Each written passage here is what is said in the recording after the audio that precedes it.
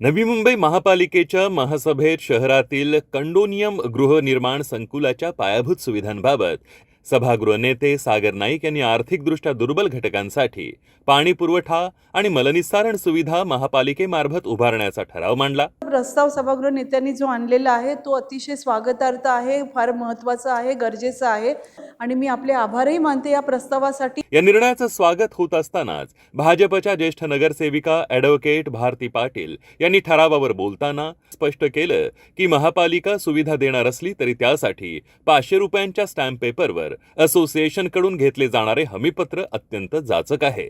त्यामुळे रहिवाशांमध्ये संभ्रम आहे की भविष्यात या कामांचा खर्च त्यांच्याकडून वसूल केला जाईल का किंवा त्यांच्या मालमत्ता करात वाढ होईल का। कष्टकरी नागरिकांवरील ही अट तात्काळ रद्द करण्याची मागणी त्यांनी यावेळेला लावून धरली। आधी या प्रकारची कामं ही महानगरपालिकेच्या माध्यमातून होत होती, पण मधल्या काही काळापासून या प्रकारची कामं पूर्णपणे करण्याचं बंद झालं। नंतर या कामांना परत मंजुरी देण्यात आली आणि मंजुरी दिल्यानंतर अगदी आत्ता नव्याने महापौर महोदया त्यावेळेला ही ॲग्रीमेंटची पद्धत सुरू केली की 500 रुपयाच्या स्टॅम्प पेपरवरती आधी असोसिएशन्स ज्या आहेत संबंधित विभागातल्या त्यांच्या माध्यमातून हमीपत्र घ्यायचं आणि त्यानंतरच ती कामं केली जातील। खरं म्हणजे अशा प्रकारची हमीपत्र देण्याची मागणी झाली आणि नागरिकांमध्ये प्रचंड संभ्रमाचं वातावरण वस्तुस्थितीमध्ये निर्माण झालं की आमच्याकडून नंतर हे वसूल केलं जाणार की नाही, कारण तो एक टाईप्ड असा फॉर्म होता। तो फॉर्म हा नंतर टाईप करून घ्यायचा होता स्टॅम्प पेपरवरती, थोडक्यामध्ये अंडरटेकिंग द्यावी लागत होती आणि त्यामुळे ही अट फार जाचक होती। काही प्रमाणामध्ये काही नागरिकांनी दिली, पण अतिशय गरजेची ही कामं असूनसुद्धा काही ठिकाणी मात्र संशय यायला लागला की अशा प्रकारे महानगरपालिकेचा नक्की काय हेतू आहे, कामं करायची आहेत नाही करायची आहेत, मग याची वसुली कशी केली जाईल, आत्ता करतील नंतर करतील का। काही लोकांना वाटलं की आमच्या प्रॉपर्टी टॅक्समधून ॲडिशनल टॅक्स किंवा दुसरं काही त्याला नाव देऊन कराच्या माध्यमातून त्याची वसुली होईल का वगैरे। पण त्याबरोबरच आता हे नवीन अटींना आणि आम्हाला सामोरं जावं लागतोय, तर परत नागरिकांमध्ये हा संभ्रम आहे की आता परत आणि हे काय, म्हणजे देतायत पण आणि ते असं मागच्या दाराने दिल्यासारखं की हे लिहून घ्या हे लिहून घ्या। मग असं कशाला करता तुम्ही? असं करण्यापेक्षा मग आधी म्हणजे याने काय होते, कन्फ्युजन होते की नक्की तुम्हाला द्यायचे की नाही द्यायचे, किंवा तुम्ही जे म्हणताय की याचा खर्च उद्या जर द्यावा लागला तर नक्की हजाराच्या घरात असेल का लाखोच्या घरात असेल। या घरांच्या इतिहासाची आठवण करून देताना भारती पाटील यांनी सांगितलं की 1980च्या दशकात कैलासवासी अण्णासाहेब पाटील यांनी माथाडी कामगारांच्या घरांसाठी दिलेल्या लढ्यातून 1990-91 मध्ये ही अल्प क्षेत्रफळाची घरं कष्टकऱ्यांना मिळाली होती। मात्र आज 30 वर्षांनंतर परिस्थिती बदलली आहे।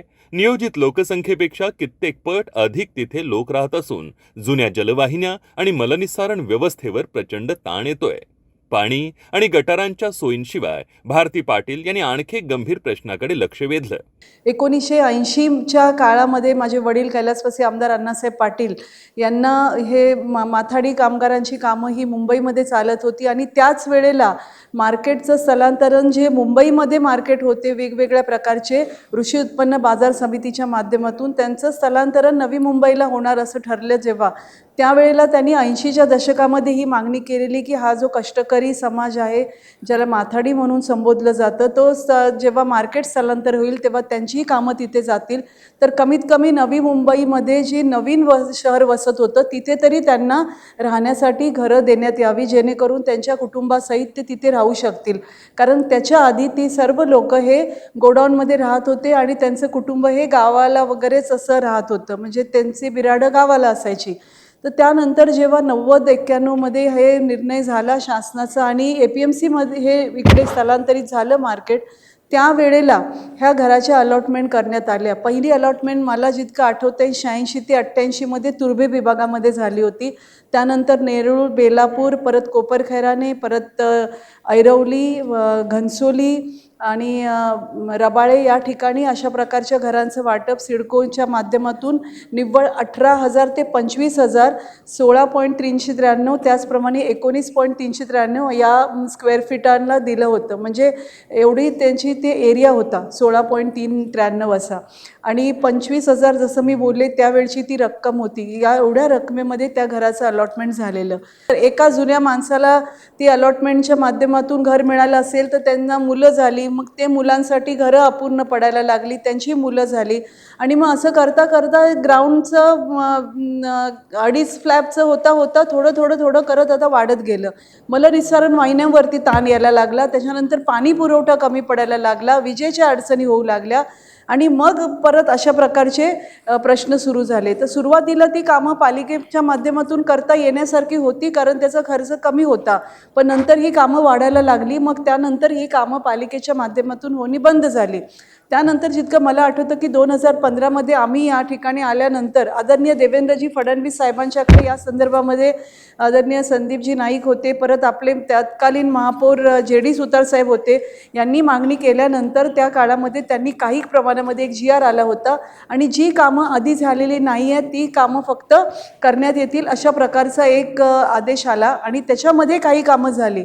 पण साहेब वस्तुस्थिती ही आहे की आता फार मोठ्या संख्येने तिथे लोकसंख्या वाढलेली आहे आणि ही कामं ही आता होत नाही आहेत आपल्या माध्यमातून, कारण अजूनही तो मागचा GRच होता, त्यानंतर नवीन GR आला आणि आता ही कामं होणे सुरू झाली. पाणी पुरवठ्याची कामं होणं अतिशय गरजेचं आहे साहेब, कारण त्या ठिकाणी आता लोकसंख्या खूप जास्त आहे आणि पाणी जे आहे आपल्या आधीचे जे वाहिन्या बनवलेल्या आहेत त्या फार कमी पडतात, त्याच्या म्हणजे वापर तितक्या प्रमाणात होत नाही आणि मग नेहमी तक्रारी असतात. जर इथे LIG वसाहतीमधील जर नगरसेवक इथे कोणी असतील या सभागृहामध्ये ते सांगू शकतील की आम्हाला नेहमी त्या प्रसंगाला तोंड द्यावं लागतं. एखादाच दिवस असेल की जेव्हा त्यांचा ग्रुपवरती मेसेज नसतो की पाणी आलं आहे, नाहीतर नेहमी पाण्याच्या वेळा निश्चित नाही आहेत, पाणी कमी आहे. म्हणजे पावसाळ्यातही आम्हाला अशा प्रकारे पाण्यासाठी मोर्चा न्यायची वेळ आलेली, इतका आपला प्रॉब्लेम होता आणि मोरबी धरण आपल्या हक्काचं असून सुद्धा आम्हाला पाण्याचे नेहमी सतत प्रॉब्लेम असतात. तर आता हे कामं होत आहेत, पण आता मी आभार मानते शासनाचं की आपल्या माध्यमातून हा GR आला आणि आता ही कामं होण्याला आता सुरुवात होणार आहे. या वसाहतींमधील अंतर्गत रस्ते, चौक आणि पदपथ यांची अवस्था अत्यंत दयनीय झाली आहे. त्यामुळे महापालिकेने या संदर्भात विचार करावा अशी मागणी देखील भारती पाटील यांनी केली. याचबरोबर जे चौक आहेत किंवा इतर जे पदपद आहेत त्याची सुद्धा कामं होणं अतिशय गरजेचं आहे, कारण ते सुद्धा अतिशय वाईट अवस्थेमध्ये आहे आणि ही सर्व लोक एकत्र असोसिएशनच्या माध्यमातून येऊन सुद्धा ही कामं करू शकत नाहीत.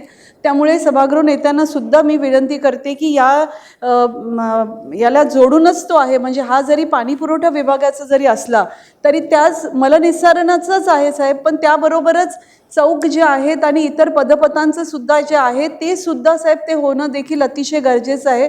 तर कृपया आपण त्याचा सुद्धा विचार करावा किंवा कंडोनियमचे जे कामं येतील त्यावेळेला त्याला प्राधान्य द्यावं, एवढंच मी सांगते.